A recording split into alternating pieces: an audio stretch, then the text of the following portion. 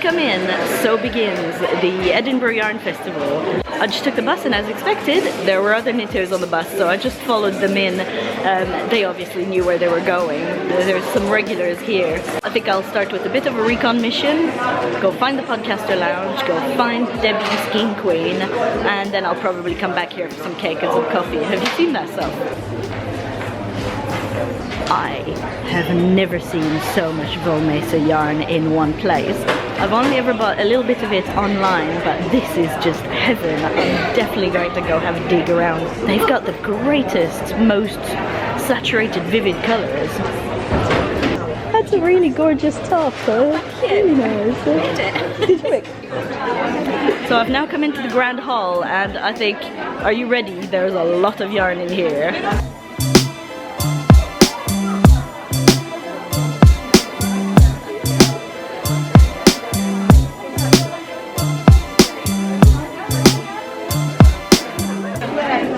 Does anyone recognize this chap? I think we spoke to him a couple of months ago.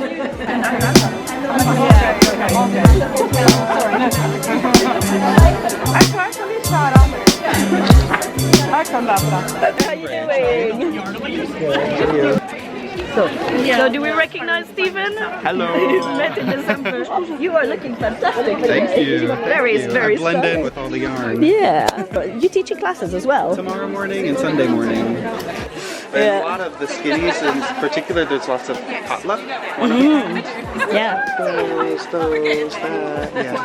Yeah. I think there's some hedgehog fibers potluck in my future. I think so. Excellent. I'll see you later. See you later. Bye.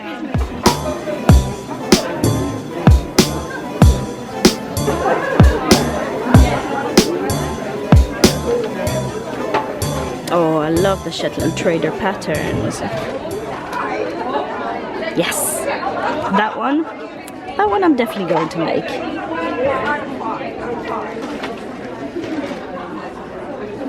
You can put them down there.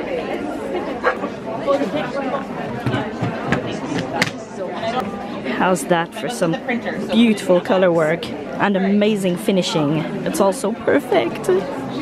I can just aspire to that.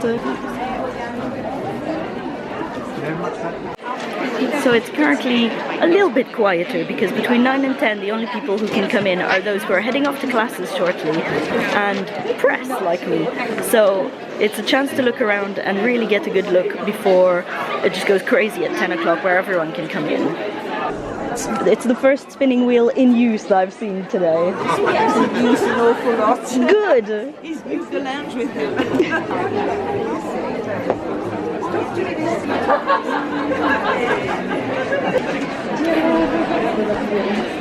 Hiya, how are you doing? Very well.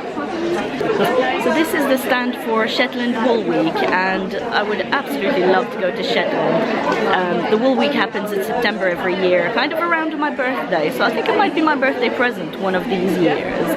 But for now I'll just admire their lovely project. I really love your puffin. Oh, thank you. You're so cute. Copy of the three lesson pattern for Wool Week.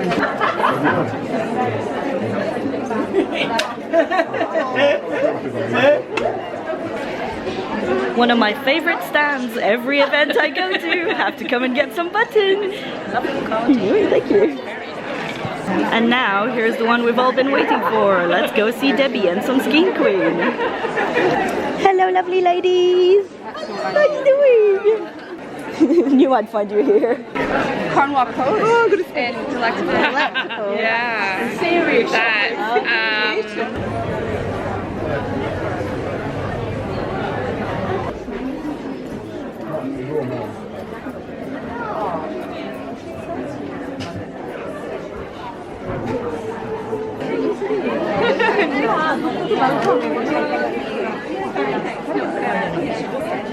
Spotted quite a few doodler shawls around.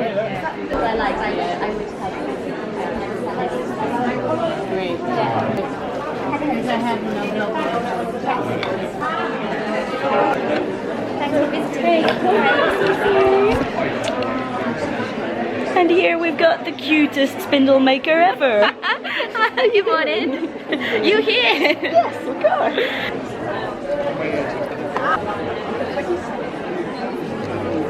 Weaving, one of those crafts that I've loved, but I've ended up bailing out on.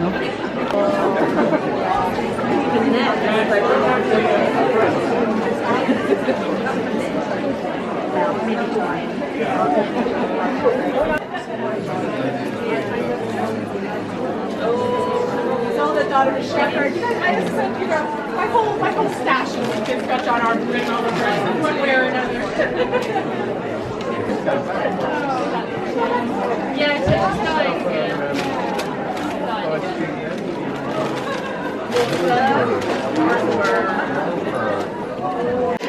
Here we've got...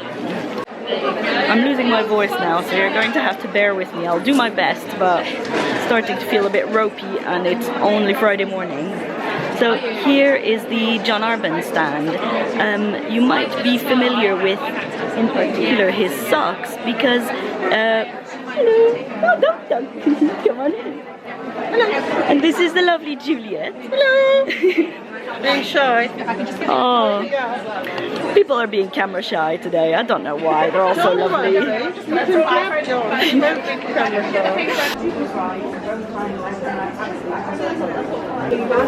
Oh, I see your stuff on Instagram all the time. Yeah, so pretty. Thank you. Love it. So you've brought...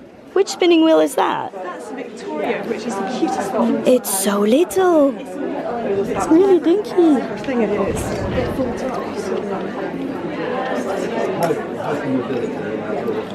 Nice little magnetic flare. Oh wow. Just pull at the knob. Brilliant. Oh my god, it's so much dinkier than the Joy. Oh, yeah. So I've got the Joy, but that's a big backpack. If you want to learn to weave and spin, that's where you can go. So I see these every day on Instagram, and they just make me smile, and they make me so happy because they're so pretty. I love Instagram. It's great. It's just lovely that it is a global community. It's looking pretty amazing around here. So Rachel's got all of her stuff set up. More fiber than you can shake a stick at. Oh yes, shake a spindle at. Oh, just shake a spindle at, even better. So I was having a look at these hats thinking they look fantastic, and Rachel pointed out you can even get a kit, spin it and then knit it yourself. So you can have, well, depending on how your spinning is, you can have a hat that looks just like that.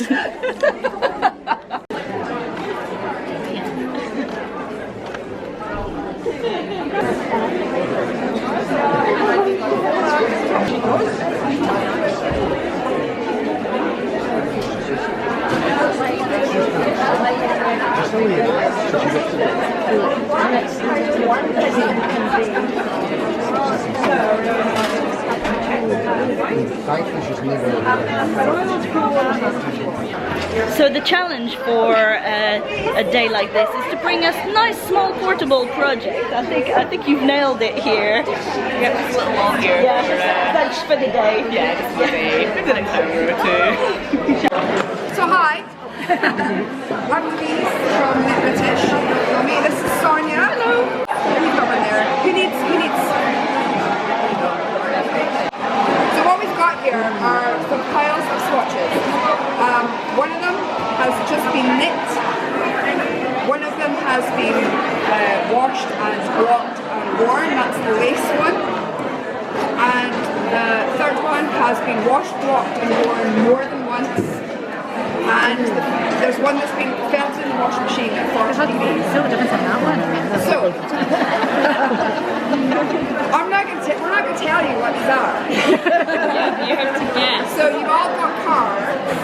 Think about the texture of the wool. Think about how it feels, because we know that it's so easy to go into a yarn shop, squish a ball of yarn and go, yeah, I want that. Then we don't think about how it knits, we don't think about how it might have an afterlife and what that might mean. So this is all about getting you to think beyond the ball, beyond the squish. See if you can guess what they are. Without a doubt. And then at the end, I'll go and grab a ball from the shelf, and even in the ball, that will feel even less soft. And then we also have some of the fleece for you to try as well. So we'll pass that round. Yeah, I think we can work out that this sample is definitely the felted one. That was felted.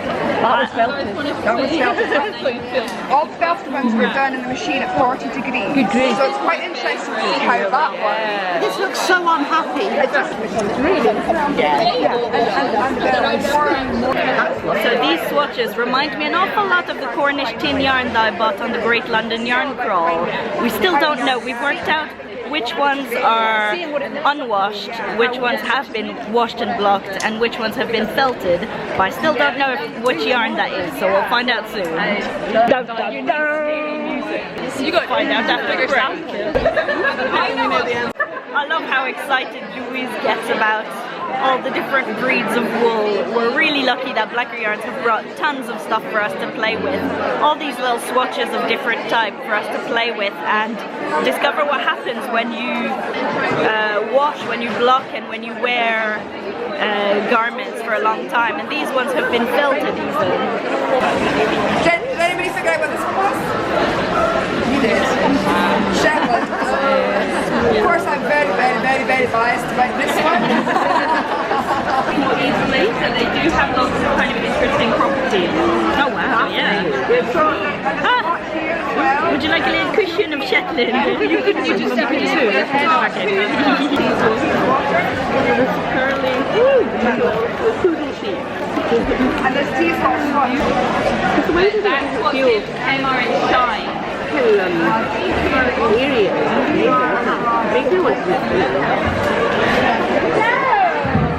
Lovely long hair. I'm making a blanket for the and this is what she has made. That is amazing. There's different fibres and different sheep and different blends. And look, she even did a little. So here's what I've narrowed it down to. 3 skeins of Grello sock weight from Volmace. What do you think? Pretty bold? Hope I don't chicken out later, but I think that's what I'm going to pick from this shop. Love it.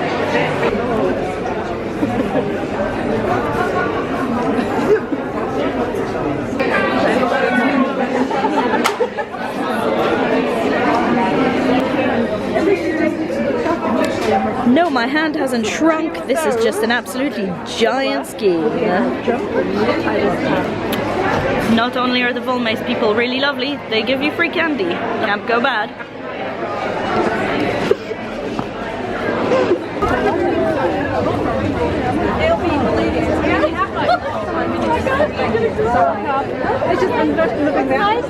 Yeah. You look fantastic. I love your top. Oh wow, that's some nice acquisitions there. Yeah, I have my major.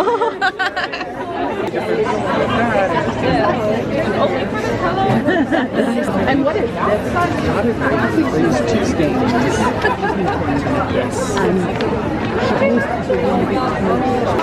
Had some more acquisitions from the Stephen and Penelope stand, some hedgehog fibres.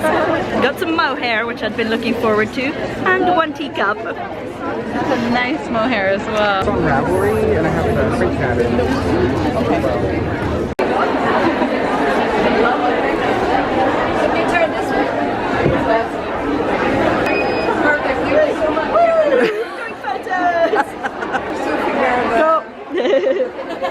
Thank you! I think of any event I've attended so far, this has the highest number of fantastic hand knits. Everyone's wearing sweaters they've made, wearing shawls they've made, and it's just been brilliant going up to people and kind of poking at their shawl and saying, what's that pattern? What's that one? So I'll keep showing you around, but really it's just full of really, really great hand knits today. I guess Scotland being a little bit cooler has its use. Love your shawl, really.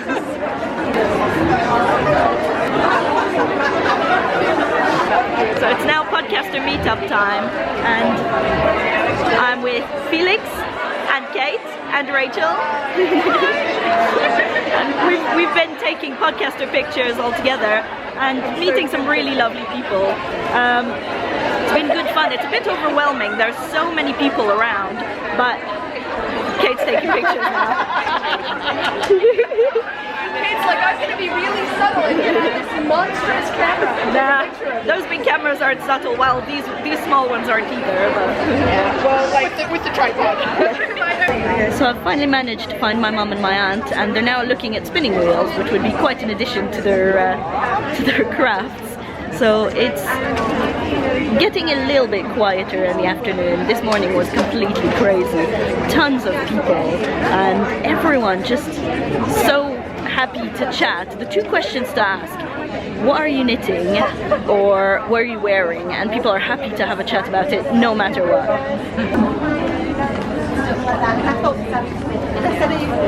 You have a beautiful, beautiful stand. And you've got some Skein Queen. Way. So crochet doesn't need to be tiny. It can be nice and big. Blanket. If you ever want a nice little spark of sunshine in your Instagram feed, follow Emma. It's really lovely to see. It's always just nice little colour like this. And it's a great way to cheer up your day. So my name is Jules and my stall is Wool and Flower. And just look at these project bags. I've been lusting after these. I think I might come back for one later. They're all made of old, either old Harris tweed jackets or reclaimed fabric from various different kind of garments. The one at the back here is from a camper van seats from an old 60s camper van. So how cool! They're pretty fun. I like these ones as well. It's really cute. Thank you. Yeah, it was a collaboration with a friend who's a bookbinder.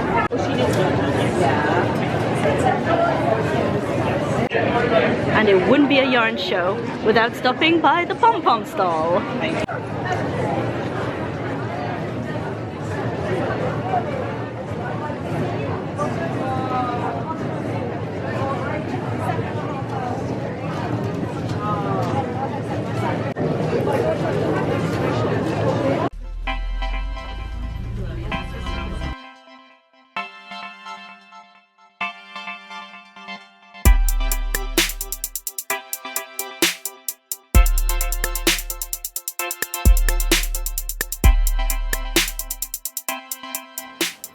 I just finished copying the footage from yesterday to my laptop so that I can head back to the festival with a camera memory card that's completely cleared.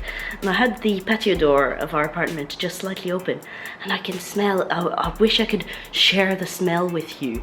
One of my downstairs neighbors has his little wood fire on. I'll show you.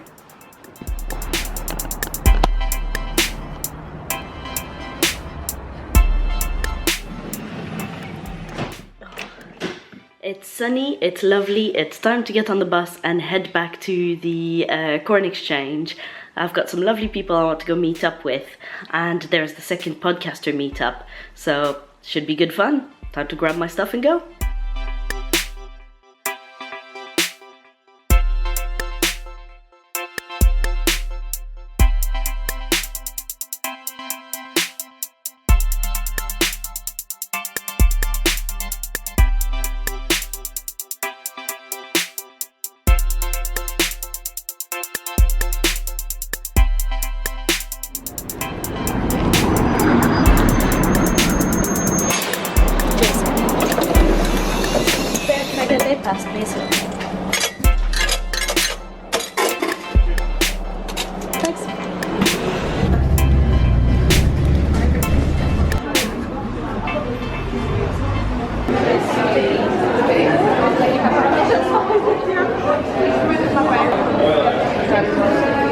Snooping on some lovely Shetland and also showing off just how cool your jumper is. Thank you. See, Got a you can't little go red to an event without just touching random people. It's day 2, it's roasting hot, and Louise is still cheerful and smiling and laughing. She is the Energizer Bunny.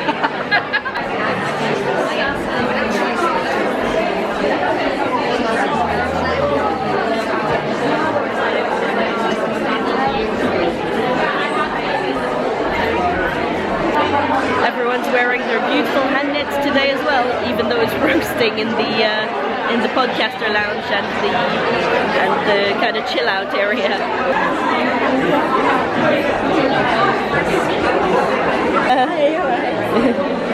That pattern looks familiar. Is that pom pom? It is. The lady in the orange cardigans pattern. It's Amanda. Oh wow! Cool. Yeah, so it's her design. But yeah, it's in pom-pom last summer. Let's see the back, it's so nice. So those of you who read Pom Pom magazine, you'll have seen this pattern. It's so nice in real life. To admire the pattern, but we get to meet the designer. Hello, hi. We just gave this one. Oh, this one. I thought I'd do a little vox pop just finding out how and where everyone's learnt to knit. So let's go around and ask a few people. So what's your name? Anna. So where or how do you think you learned to knit? I think I was about 7 and I think it was my grandma taught me. Memories of sitting out in the garden in summer with my best friend from next door, with grandma patiently sorting out all my loops that I thought were stitches that she was knitting stitches instead, and my friend knitting so tight that she had to pry the stitches off. But I think my mum probably helped me a bit. So I taught myself to knit. I learned to crochet from my grandmother, who made these really horrific neon colored blankets, and that's kind of what I thought crochet was.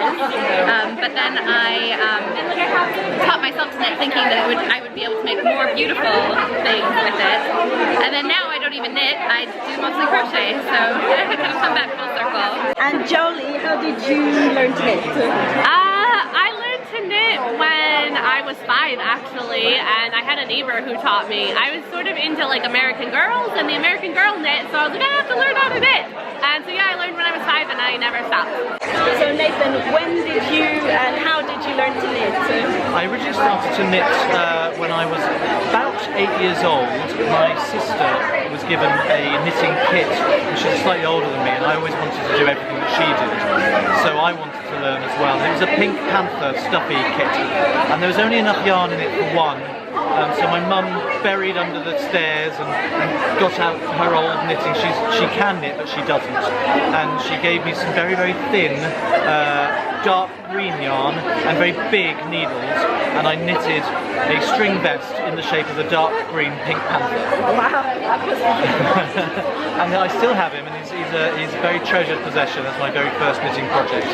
But I didn't really continue with knitting until about 6 years ago, so probably 30 years. And what brought you back in? A good friend of mine is an avid sock knitter, and he said that he thought, because he knows that I have a bit of a sort of math geeky brain, he thought that knitting would really appeal to me, and I kept saying, well, I don't really see myself wearing knitted stuff, cut to. But he said, well, what about socks? You know, hand-knitted socks are great, there's lots and lots of different techniques in the sock, and he showed me how to knit socks. And I'm really grateful to him, because if he had just given me a sock pattern and said knit this, I don't think I would be a designer today. What he did was he taught me the geography and the structure of a sock, and from then I was able to go, oh, I like that pattern, but what if I change that? And then I was a designer. So because I couldn't find things I wanted to make, so I started to make up my own. But without his input, I would have only known how to do the next thing in the pattern, rather than knowing what it was all about. Yeah, well, now you've got control over what you have to do. Exactly. So for those who aren't familiar with Nathan, he does a podcast called The Sock Petition, and he makes some absolutely fantastic designs. He's got a whole bag full of amazing double knitted stuff, so I'm going to go have a little bit of a scavenge in there. Double knitting's where it's at. So that's one side, and that's the other. Don't they look amazing?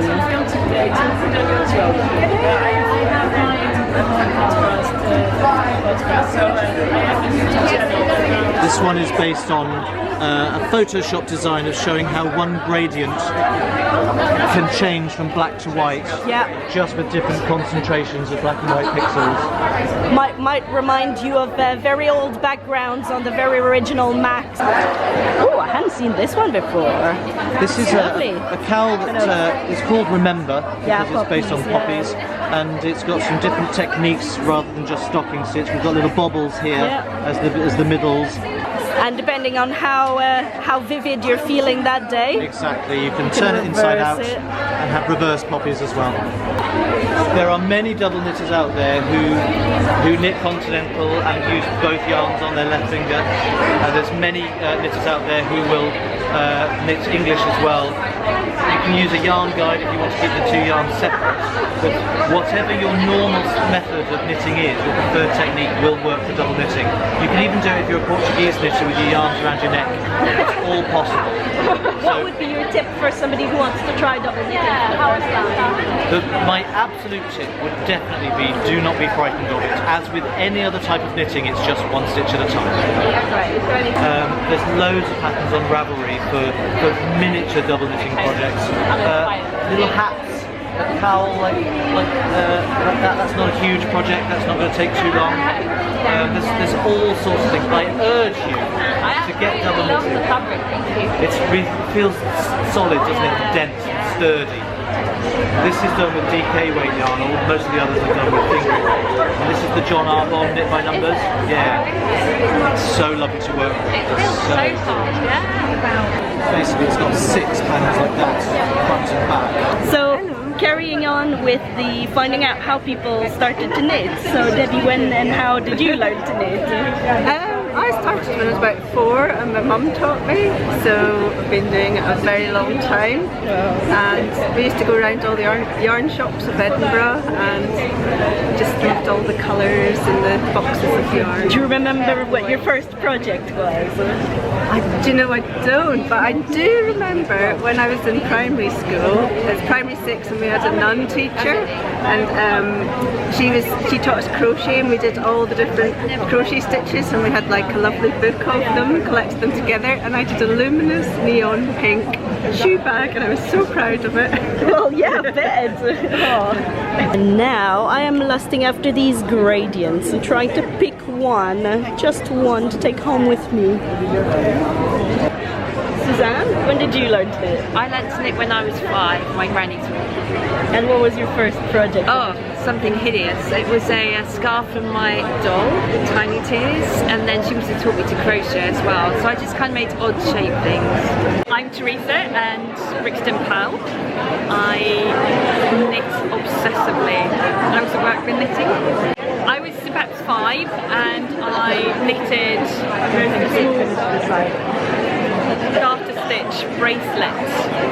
It was a bit like Swiss cheese. It had lots of holes, but it was blue. I think it was my grandmother who taught me. My name's Felicity Ford and I started knitting when I was about 6 or 7 years old, and it was my gran who showed me, and it was a little strip of garter stitch in red acrylic yarn that kept getting longer and longer at the edges because I could never trust that you just pop the stitch off the needle and it's okay. So I would keep knitting into that stitch to secure it. So it was like a trapezium shape of red acrylic yarn. If you ever wondered quite how funky knitting can get, there we go. Excellent. It's okay, I can hold it up. I know I'm short. What's your first knitting project? My name is Rachel Brown. I learned to knit when I was 7 years old, and I actually know exactly when, because I was recently visiting my parents at home and my dad had found a bunch of letters that he had written to my brother and I when we were in the States and he was living in India. And in February of 1980, he sent me a letter saying, "Oh, your grandmother told me that she taught you how to knit." over Christmas. So I have an actual date for when I learned how to knit. I think my first project was with some really lovely Red Heart Super Saver acrylic yarn. And it was in red, white, and blue, but since it was acrylic, it was more like sky blue, white, and pink. And it was a garter row blanket for a doll or something, and it had holes in it and drop stitches and kind of did this, and yeah, it was a mess. But that was my first project. I think our dolls in the 80s must have been very well dressed in an awful lot of acrylic, because that seems to be the running theme. Absolutely, they were very stylish. My name's Maggie, and I started knitting when I was very young, probably dolls' clothes, but I think my first garment was probably a Patricia Roberts sort of sweater. My name is Rebecca, and I learned to knit when I was probably 5 or 6 from my grandma, but I don't remember what my first project was then, but I started knitting again when I was in university, and it was socks that I started on. Yeah. So, well, I usually ask what's your name, but I think you're quite well recognized, so let's go for it. Okay. What's your name? When did you start knitting, and do you remember what your first project was? I'm Isolda, and I started knitting when I was about 6, and my first project was a garter stitch scarf for my teddy bear, but I wanted it to be a lace dress, and it was very frustrating because I didn't want to learn to knit garter stitch. So then I didn't knit again for like 10 years. And then when you restarted knitting, you started making amazing stuff. Well, then my first project was a black 2x2 rib fingering weight pullover with really big puff sleeves from a 40s pattern with no sizing information or gauge information.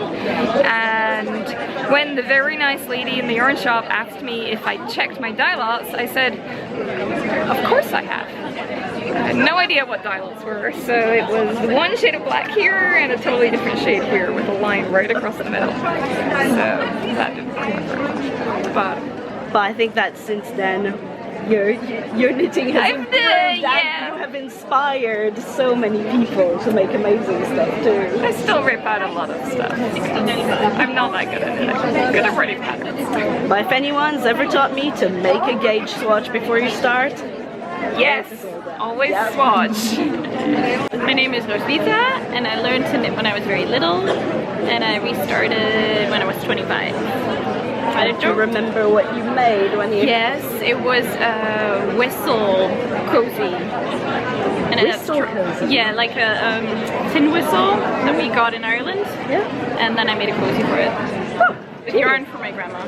Oh, lovely. My name's Rachel Atkinson, and I learned to knit when I was about 5 or 6. I used to knit garter stitch squares, and then I came back to knitting when I was about 17, and I knitted a very long acrylic scarf that I still have. All those memories. Yes, yeah, it's pretty much unwearable, but... And now Rachel has moved on to beautiful, beautiful socks like this that I've no doubt already talked about on the podcast, but you'll recognize some of them. My name's Heather, and I've been knitting since I was about 8 and a half. Lots of little double knitting scarves for my toy teddies and things. My name's Claire, and I've been knitting for only about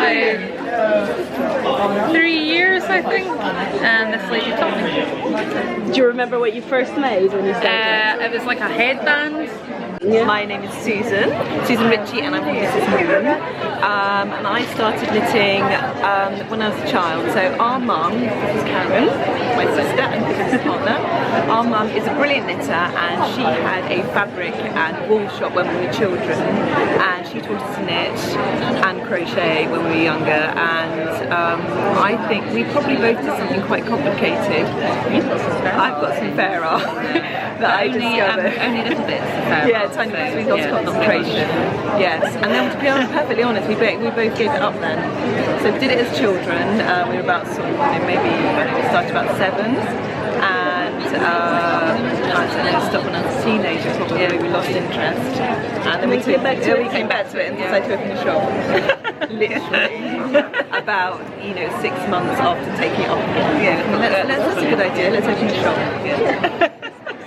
I'm Frankie.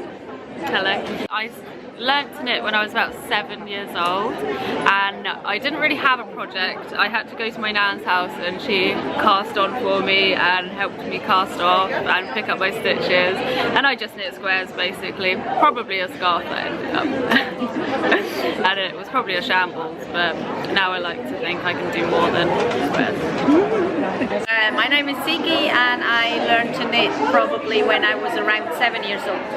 I live in Switzerland, so we have to learn to knit in school, and that starts in primary school. So everyone learns to knit boy and girl? Yeah, boy and girls. In primary school it's boy and girls, and then if you go to high school you can, I think the first year in high school, both boys and girls, and then you can decide would you like to do woodwork or do knitting and sewing and stuff like that. My name is Ruth Churchman. My mum started to try and teach me how to knit, and I kind of have early memories of kind of rummaging through my grandma's knitting needles and all the nice old plastic ones, and I now kind of collect all these lovely old 60s ones, which are really nice. But I struggled with it, and I think it was because we were using acrylic yarn and thin needles, like about 3mm, and I never really learned to knit at that stage. And I had a babysitter who taught me how to crochet, and I loved crochet, and I just crocheted and crocheted. And then at school, when they were doing knitting things, I didn't get taught to knit at school, but I did a baby's matinee jacket in crochet. My first knitting project was in my 20s, at about 21. When I decided I wanted to knit a crazy jumper for myself, and it was in the 80s, and I bought some lovely black mohair wool with little red hairs coming off it, and I still have the jumper now, and God knows how many years old it is now, and I still wear it, and yeah, but now I write patterns and do knitting all the time, so shows you can do crochet and knitting. It can happen. Louise, when did you learn to knit, and do you remember what your first project was? Well, I learned to knit at school, at primary school in Shetland. I can't remember, I think it would have been a garter stitch square probably, because my mum was a machine knitter and she would quite often like just cast on for us to keep us quiet while she was working. So we would just sort of knit backwards and forwards, and then you'd either knit a square or you just keep on knitting and you'd have a scarf.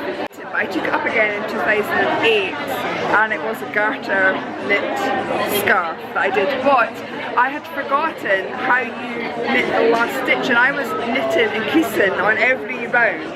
So I ended up with a semicircle for my first ever piece of produced knitting as an adult, and I was quite disappointed with it, but then I made a little dress for my soft toy. So I thought, well, it's gone to some use. It's not completely useless.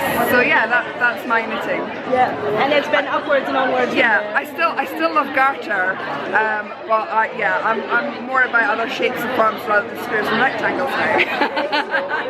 My name is Miranda. I've been knitting for a year and a half really. My grandmother tried to teach me when I was 12, 13, and it just didn't happen, but I really attempted it about a year and a half ago. My first project was a scarf for my brother, and it was ridged and kind of knit into the hole underneath, and everybody said that'll be simple but it'll take a long time, and I didn't believe them, and 2 years later, for the second Christmas, I finished the scarf.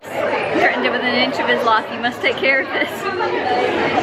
My name is Joe, and I started knitting seriously in about 2010. My wife was teaching me how to knit, and my first project was a skein of I think it was reclaimed silk that was spun into wool, and I bought it in Tokyo because we went on a trip, and I knit it into a cowl for as like a souvenir. So it was a lot of fun.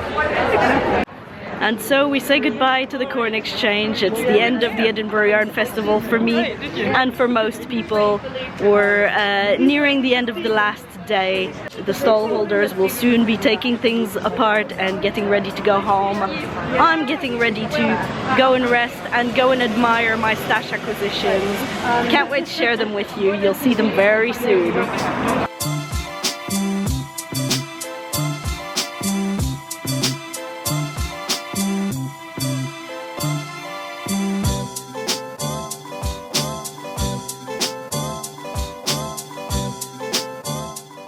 I'm now back at the apartment and I have had the most fantastic day. I'd been told before that Scottish people were welcoming, but this was just on a whole new level. It was such good fun. Everyone was so friendly, you could chat with anyone. And I think it's about time that I show you the new stash acquisitions. Starting with what I picked up yesterday. So yesterday, the first stand I visited was Volmace, and I picked up these 3 skeins of kind of chartreuse green twin yarn, which is 80% wool, 20% nylon, and it's in the colorway Nobody is Perfect. I think this color is pretty perfect. So there's enough in there. These are 150 gram skeins, so I should have enough in there to make a cardigan or a top of some sort for myself in sock weight, which is really exciting. One of the things I picked up was actually not for me. It was for a friend in Cambridge who couldn't be here and asked me to be her yarn mule and pick up these 2 gorgeous gradient packs. So these are from Skein Queen. There were about 6 or 8 colorways, I think, that Debbie had split up into those gradients. They look great. I got myself a copy of the Take Heart Fiona Alice book, which I'm giving away in the Random Acts of Kindness giveaway, which I'll be doing as soon as I get back home in a couple of days. From the Hedgehog Fibers stand, I think I showed this to you earlier, but I got 2 skeins of the Kid Silk Lace, which is a mohair, and that is going to be used, held together with some other sock weight yarn, a little bit like Stephen West was doing when I interviewed him back in December in Cambridge. That inspired me to use different colors, all in the same general style, but accompany all of them with this mohair to kind of tie it together. So I got these, and I also got, for that same project, 1 skein of the Skinny Teacup from Hedgehog Fibers. I'd been looking at that colorway for a long time, and it's just quite hard to get in the shop updates because they're just so popular. Everyone wants them. You can see why. And then today, I couldn't help it. While interviewing Rachel, she gave me a bag and I had to fill it with some lovely Hebridean wool. So I got 2 skeins of her very dark with kind of very slight bits of white fibre in it, of the Hebridean Daughter of a Shepherd, which is a nice DK weight. It still smells really sheepy, it's lovely. Then I couldn't help it, had to pop my Skein Queen for myself as well. So I picked up from Debbie, I picked up a colour scroll, which is one of those incredible kind of pre-machine knit sections that are then dyed and that you can then knit from, so that you get a really interesting gradient feel. This isn't quite a gradient in that it goes back to the first color from one end to the other, but I think it'll just be interesting, so much more than just plain color. So I'm looking forward to working with this and a solid together. I think it will look great. I picked up some socks. I got myself some blue and grey socks, which are the alpaca stripy socks from John Arbon. And for Andrew, I got him these lovely luxury alpaca socks, which should be really cozy and warm. He likes some warm socks, so I think that should hopefully be a hit. And finally, the lovely people at Blacker Yarns who sponsored the podcast lounge allowed us to pick 1 skein that we wanted to take home with us, and I had to go for their Tamar Luster blend, which is a DK weight. Again, I seem to have a little bit of a color theme going on between these ones and part of this. So I think I'm definitely on a bit of a grello chartreuse type mood.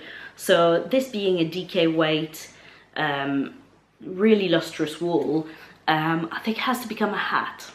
Don't know which pattern I'll make, but I think it's just so nice.